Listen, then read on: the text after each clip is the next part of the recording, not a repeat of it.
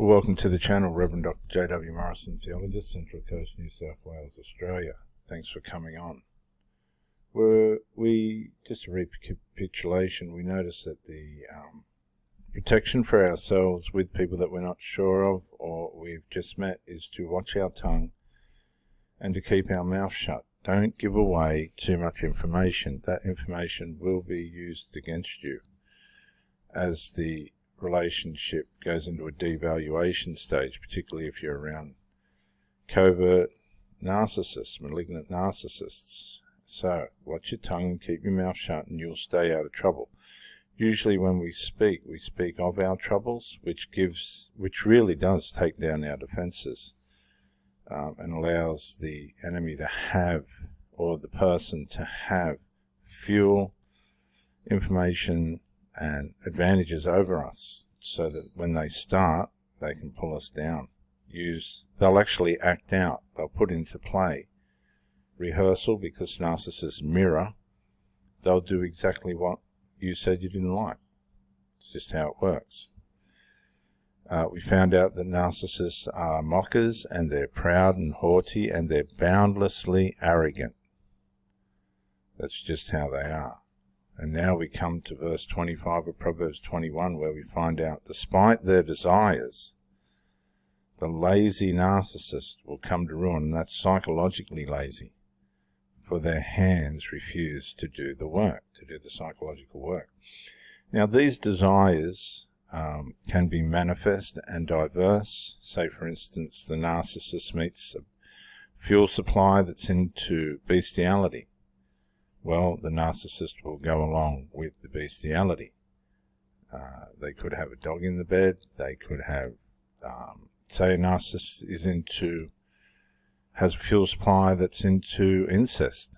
Well, the narcissist will go along with incest. They'll have their sons or daughters coming in to get involved in a threesome act or orgy type act. Say the narcissist meets a man that likes his mates to be involved. Well, the narcissist will play along with that. And it's all about control.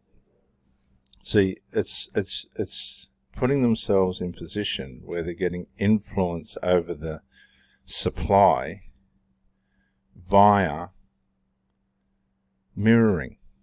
They're playing the game. They don't have to do anything except play the game. They're not emotionally attached. They're not being affected at all. They're just mirroring along, and they're gaining control because they're in agreement with the person, which means the person will come back if it suits them for that person to come back. I mean, some narcissists have limits as well. You'll find that if they're a woman, they will like other women if the opportunity arises and the moment's right. As I said before, they will be involved in cuckoldry, be it the husband or the wife. Whatever's going at that moment and the blood's flowing, they will, in their lazy, psychological way, play along with whatever's happening to gain control and influence and security over their form of supply. It's all about supply. These people lose supply all the time. And so whatever's going on at that time, and as they get older, they degenerate into all sorts of lazy, reckless sexual activities. And each to their own. I'm just saying, this is what you can expect from the narcissist. That's why they end up they just stray from common sense, and they end up in the company of anyone. Doesn't matter at that time, as long as it's working at that time. It's all about at that time and in that moment, because they don't care if something's permanent or not. They're usually asexual. They can usually retreat into themselves, although supply is first and foremost. They can, if necessary, on a recalibration note, come back to themselves before they reinitiate their prowling and predatorial prowess back into the dating marketplace. And again, as I said, if they meet, say a woman meets a man that likes to walk around in her high heels and undies and bra, she'll accommodate that. She might have the lady next door come over for a cup of tea and they brush against other, and the next minute they accommodate that. The narcissist really has no ultimate preference. It's all about supply, gaining control, and grooming and maintaining and sustaining those sources of supply. You might think you're in an exclusive relationship with a narcissist. You've identified this, you have the wisdom, you've worked out what a narcissist is, you understand how they work and what they do, and you've realized all of a sudden that this person that you've been with is a narc, a covert narcissist. You haven't said anything, you just know that they are. Well, you have to understand that you are not the only source of their supply. Even if they're saying to you it's exclusive, you're not. They'll have orbiters, they'll be speaking to people. If the resentment in the relationship starts, then you can guarantee that they're going to look for outside sources for soothing at some point, and you will need to understand that this is ultimately you will be devalued. Whatever happens, no matter how hard you try, you will be conquered by the narcissist if you don't cut that person off. You have to cut them off and go complete, no contact once you identify who they are or what they are. Because psychologically they'll drain you and destroy you without any emotional credence at all. They just return to their default, lick their lips, wipe their hands, and go on. You are not building a relationship with a covert narcissist. It's not possible. You are just a source of supply.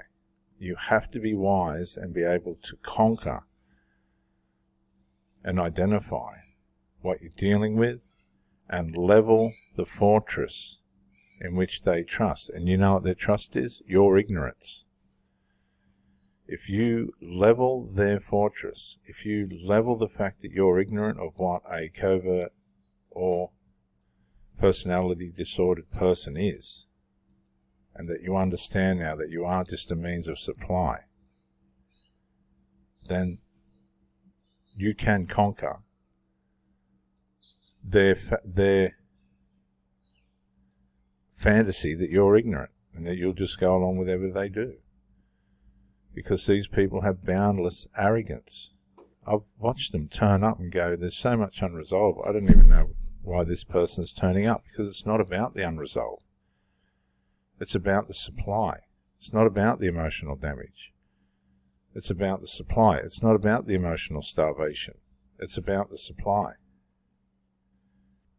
And the narcissist feeds on these desires. And despite their desires, right, despite what the desires are doing to them, their laziness of self-consciousness, their laziness towards what the consequences are and how they're ending up. They keep smoking, they stay in their addictions, they stay in their emotional incest, they stay in their pursuit of hiding in their work, even though they say work's not important. There's so many attributes that can be contributed to their desires, right? They use work as a place to prowl, to look for supply. That's just how it is. Because they need to gain control over people, so they have multiple sources of supply, so as they're exposed,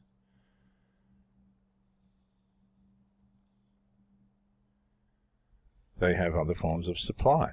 I've split up with girls and they've been on the internet that afternoon. No problem.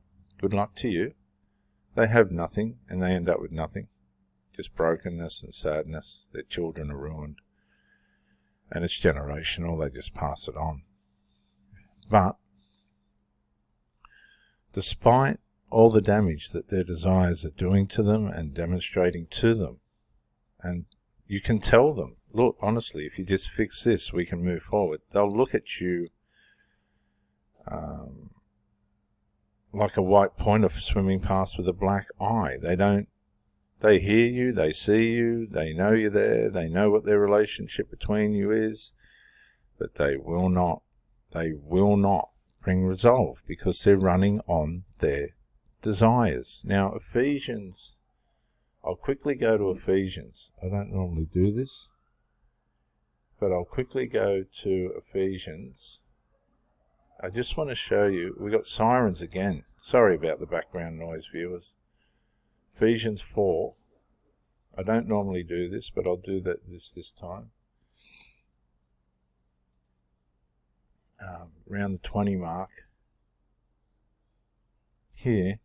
But it isn't that you learned about, but that isn't what you learned about Christ. Okay, when you learn about Christ, you learn about order, success, empathy, and how to overcome narcissists and stuff. Since you have heard about Jesus and have learned the truth that comes from him, a lot of narcissists will speak about truth, but it's only as far as what their perception of truth is. Throw off your old nature. Your old nature is the desires we're talking about despite their desires, back in Proverbs 21. This is it, the old sinful nature. And your former way of life. This is the narcissistic sinful nature. And narcissism's only one trait, which is corrupted by lust and deception. Okay, so they're deceived by their lust, and they're corrupted by their lust. This is what I'm talking about. This is despite their desires. Okay, this is the desires, which is corrupted by lust. Their lust, there it is there, which comes from our inward sinful nature. We have to accept, we might not realize it, but we have a sinful nature. And that sinful nature corrupts us by the sensations of lust. That's how it gets its claws into us. That's how it manipulates us. Like the narcissist might meet somebody and be as good as gold. But when the lust starts, the next thing they're in a threesome. Or their husband's friend from next door. Lady friends come in. And all these varieties and different things. Because when the lust comes in, they're corrupted by it, they like it, and then they're deceived. They're deceived by their lust. And despite their desires, these narcissists come to ruin. They continually come to ruin. Everything around them goes to ruin. They don't think that at the time, when they're lighting up a cigarette, or having another drink, or complaining, or backbiting, or pulling down their partner with their flying monkeys. They don't think that at the time. But their mind, the narcissist's mind, hands, refuse to do the work. They refuse to self-introspect. They refuse to resolve. They refuse to be able to build a relationship. You see, whatever happens in the bedroom in a relationship that's consensual between the two exclusive people. But with the narcissist, they'll lose, they'll ruin whatever they have by way of the corruption. You see, the deception and the corruption turns them away from faithfulness and genuineness and a proper contributive part in building a relationship, and so they lose everything. It's just a matter of time. They just lose everything because they're lazy and refuse to do the psychological work. I'm Reverend Dr. J.W. Morrison, theologist, Central Coast, New South Wales, Australia. Try to help you about narcissism through the scriptures. I mean, it's deep and wonderful, isn't it? Thank you for joining me, and bye for now.